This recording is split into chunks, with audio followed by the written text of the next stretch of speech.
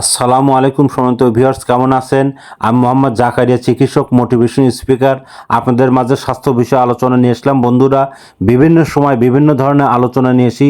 আজকেও স্বাস্থ্য বিষয়ে আলোচনা। আজকের আলোচনার বিষয় যে মুখের দুর্গন্ধ দূর করার উপায়। তাহলে এই ভিডিওটা প্রথম থেকে শুরু করে শেষ পর্যন্ত না টেনে শুনবো।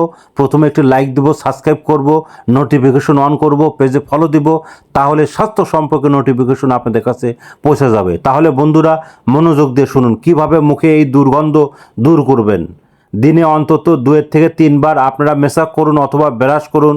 কারণ খাবারের যে দূষিত জীবাণু দাঁতের ফাঁকে আটকে থাকে, আর খাবারের এবং আপনার জীবাণুগুলো পরে দুর্গন্ধ সৃষ্টি হয়।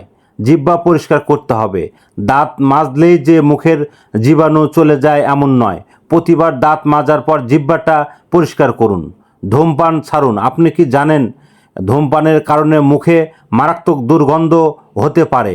কারণ এতে আপনার মুখে ভেজা শুকিয়ে যায়, আর মুখের মধ্যে আপনার জন্মানো জীবাণু অসংখ্য দ্রুত বাড়তে থাকে এবং ক্ষত সারান। মুখের ঘা এবং ক্ষতের কারণে দুর্গন্ধ হয়। শরীরের রোগ প্রতিরোধ ক্ষমতা ঠিক থাকলে এই ধরনের আলসার এবং দ্রুত সারান।